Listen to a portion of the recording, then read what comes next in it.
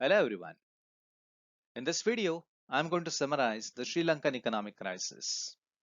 Sri Lanka, a country which has population of approximately 22 crores.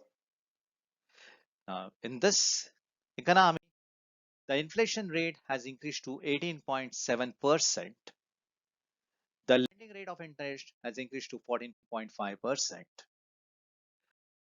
It has an external debt of approximately $51 billion, out of which it is expected that approximately $7 billion would be repaid by the country in this particular year itself. And the country has made an announcement that it's going to default in case of all the external debts that are expected.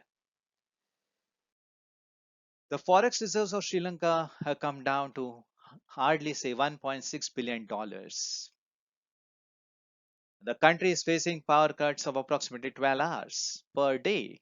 Just imagine. Just imagine the level of productivity that is going to fall due to the power cuts that the country is experiencing. And there is high level of scarcity of food, fuel, and other essentials in this country. What actually went wrong?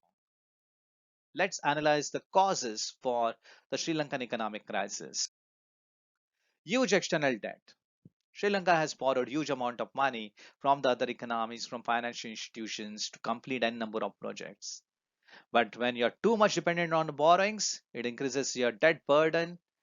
And if your country is earning good amount of revenue, you can handle that particular debt burden. You can repay the loans easily. But Sri Lanka borrowed huge amount of money, but it was very difficult for Sri Lanka to repay the loans.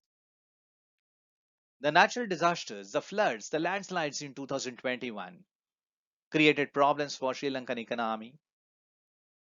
The government actually went for 100% organic farming approach.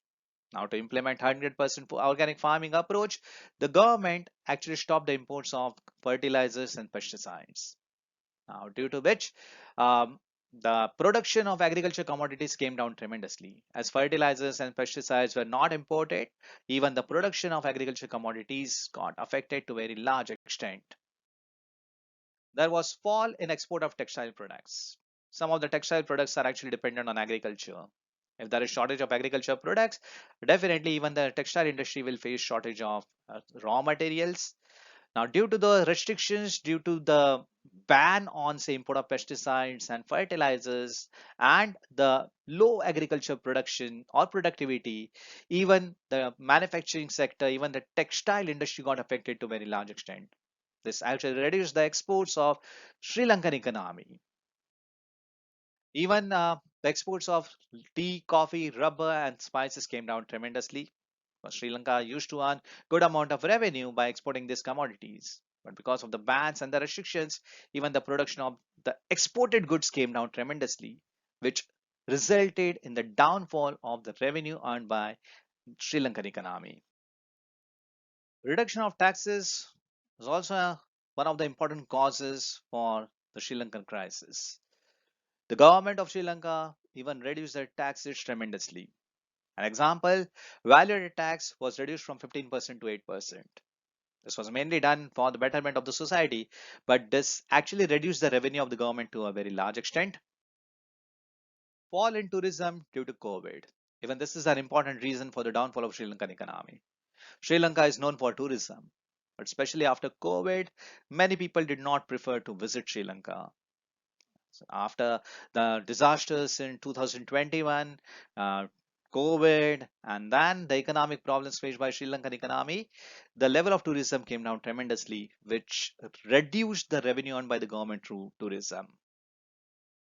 Russia-Ukraine war. Even this Russia-Ukraine war reduced the level of tourism in Sri Lanka. At the same time, due to the Russia-Ukraine war, due to the oil price hike, it was difficult for Sri Lankan economy to bear the expenses related to the fuel. The cost of petrol, the cost of fuel has increased tremendously. Now let's analyze the steps taken to reduce the Sri Lankan economic crisis. India has provided a line of credit of approximately $2.5 billion to Sri Lanka to import fuel, to import the necessary food grains. And this line of credit was even provided in the form of currency swaps. Financial assistance is expected from IMF. But definitely, if IMF is providing financial assistance, IMF will come up with its own terms and conditions, and Sri Lanka will have to accept those terms and conditions. To solve the crisis, Sri Lankan government has even applied the concept of devaluation. Devaluation means reducing the value of your own currency in terms of foreign currency. Before the Sri Lankan crisis, $1 was near to say 200 Sri Lankan rupees. And then government decided to devalue its currency by 15%. So now to purchase $1, approximately 230 Sri Lankan rupees have to be paid. This was done to increase the exports and to reduce the imports of the country. This was a summary of the problems faced by Sri Lankan economy. Thank you.